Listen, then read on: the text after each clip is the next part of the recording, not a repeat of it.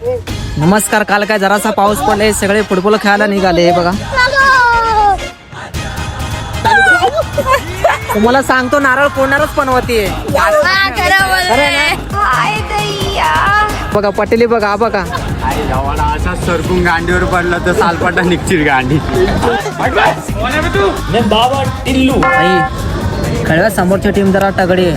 मी लहानपणी फुटबॉल खेळलो होतो, आता परत कधी खेळलोच नाही, त्यामुळे आपण व्यवस्थित खेळूया. चला 1 2 आज ऑमलेट नहीं बनाऊंगा, आज चिकन का ऑमलेट बनाऊंगा.